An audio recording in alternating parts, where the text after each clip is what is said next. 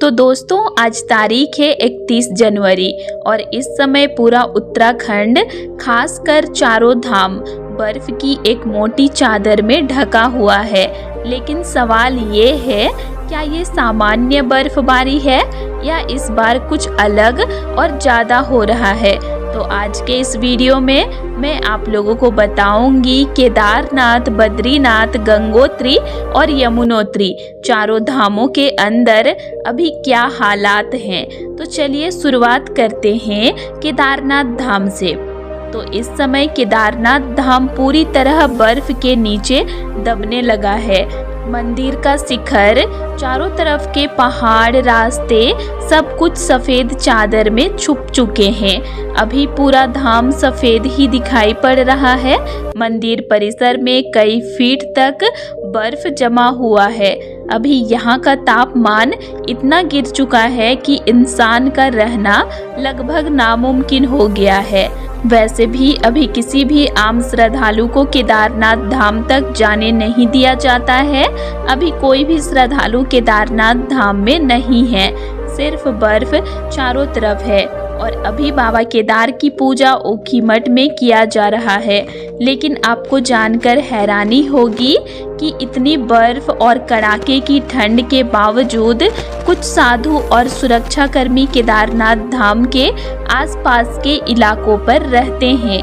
मंदिर के पास में भी आप लोग सुरक्षाकर्मी को देख सकते हैं जो भारी बर्फबारी में यहाँ पर ड्यूटी कर रहे हैं। अभी मंदिर बंद है। अप्रैल महीना का 21 या 22 तारीख को मंदिर का कपाट खोला जाएगा पूरा विधि विधान के साथ। अभी बंद है और काफी बर्फबारी हो रही है। अब चलते हैं बद्रीनाथ धाम की ओर। तो बद्रीनाथ धाम में भी अभी भारी बर्फबारी देखने को मिल रहा है। चारों तरफ सफेद बर्फ ही दिखाई पड़ रहा है। पूरा बद्रीनाथ धाम अभी सन्नाटा है। कोई भी श्रद्धालु अभी वहां पर नहीं है। बर्फ इतना ज्यादा है कि मंदिर तक पहुंचने वाला रास्ता पूरी तरह बंद है। बर्फ के नीचे सब दबा हुआ है रास्ता। कपाट बंद है अभी। और 23 अप्रैल को भगवान बद्री विशाल के मंदिर का द्वार को विधि विधान के साथ खोला जाएगा। और अभी सर्दियों में भगवान बद्री विशाल की पूजा जोशीमठ के नरसिंह मंदिर में किया जा रहा है। तो अभी बद्रीनाथ क्षेत्र में बर्फबारी का असर आसपास के गांवों और सड़कों पर भी साफ दिखाई दे रहा है। तो नज़ारे अभी काफी खूबसूरत हो गए हैं। लेकिन कोई भी श्रद्धालु अभी यहाँ तक पहुँच नहीं सकते हैं। तो सिर्फ यहाँ पर अभी सुरक्षाकर्मी मौजूद हैं। अब बात करते हैं गंगोत्री धाम की। माँ गंगा का उद्गम स्थल। इस समय यहाँ पर भी भारी बर्फबारी और भीषण ठंड है। गंगोत्री ग्लेशियर के आसपास बर्फ की परत और भी मोटी हो चुकी है। आप लोग नज़ारा देख सकते हैं, चारों तरफ बर्फ ही बर्फ है। पूरा इलाका सर्दियों में इतना खतरनाक हो जाता है कि आम इंसान का जाना संभव नहीं होता। इसी वजह से गंगोत्री धाम भी सर्दियों में पूरी तरह बंद रहता है और पूजा मुखवा गांव में कराई जाती है। अब आते हैं यमुनोत्री धाम पर। यहाँ भी हालात कुछ अलग नहीं है। बर्फ, ठंडी हवाएं और शून्य से नीचे तापमान इस क्षेत्र को पूरी तरह जकड़ चुका है। यमुनोत्री के आसपास के पहाड़ी रास्ते बर्फ के कारण बेहद फिसलन भरे हो गए हैं। इसीलिए सर्दियों में यहाँ कोई आवाजाही नहीं होती और पूजा खरसाली गांव में स्थानांतरित कर दी जाती है।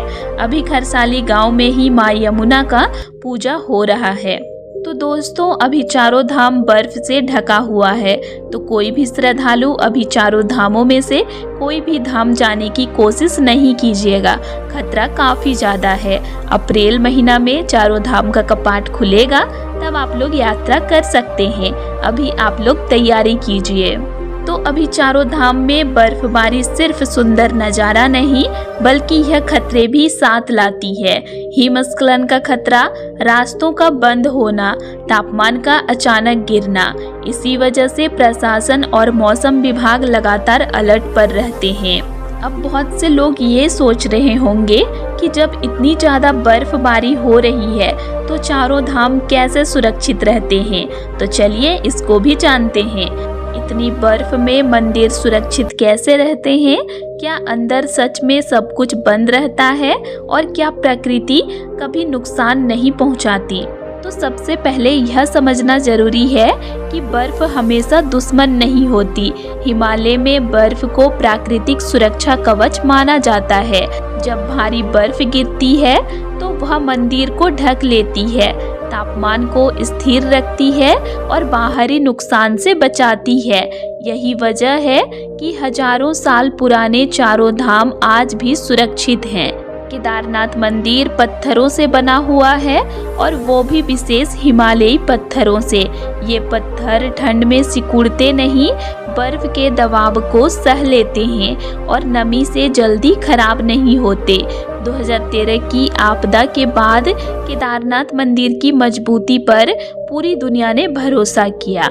वैसे ही बद्रीनाथ धाम थोड़ा निचले क्षेत्र में होने के कारण केदारनाथ से अलग स्थिति में है। यहाँ मंदिर के आसपास सर्दियों से पहले विशेष तैयारियां की जाती है, ढांचों की जांच होती है और अनावश्यक चीजें हटा दी जाती है ताकि बर्फ का भार किसी कमजोर हिस्से पर ना पड़े।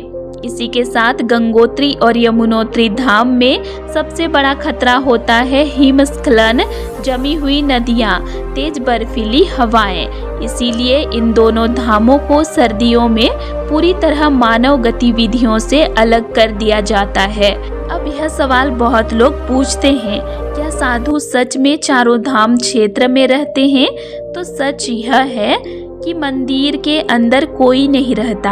आधिकारिक रूप से कोई साधु नहीं होता, लेकिन हिमालय की परंपरा में कुछ तपस्वी मुख्य मंदिर से बहुत दूर ऊंचाई वाले इलाकों में ध्यान में रहते हैं। वे प्रचार से दूर रहते हैं, किसी रिकॉर्ड में नहीं होते और सिर्फ प्रकृति के सहारे जीवन जीते हैं। यह एक आध्यात्मिक परंपरा है, कोई पर्यटन कहानी नहीं। कुछ साधु बरसों तक अभ्यास करते हैं, बहुत कम भोजन लेते हैं और ध्यान के जरिए शरीर की ऊर्जा को नियंत्रित करते हैं। लेकिन यह आम इंसान के लिए नहीं, ना ही नकल करने योग्य है।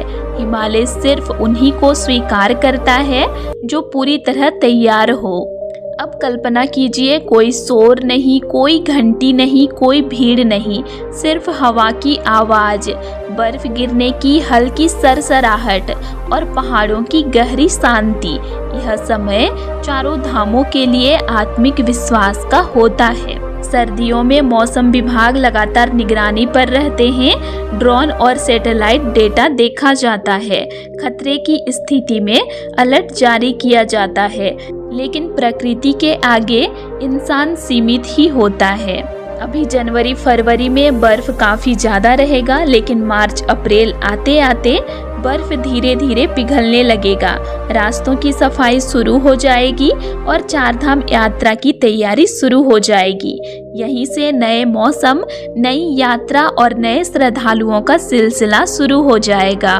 तो चारों धाम सर्दियों में बंद नहीं होते, वे बस प्रकृति की गोद में कुछ समय के लिए विश्राम करते हैं और जब समय आता है तो फिर से श्रद्धा के द्वार खुल जाते हैं। तो आप लोग भी तैयार हो जाइए, ज़्यादा टाइम नहीं है, कपाट 2 महीने में खुल जाएगा।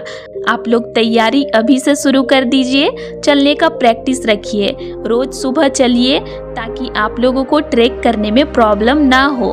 तो दोस्तों आज के लिए इतना ही, और आप लोगों को मेरा आज का इन्फॉर्मेशन कैसा लगा ये मुझे कमेंट करके ज़रूर बताइएगा।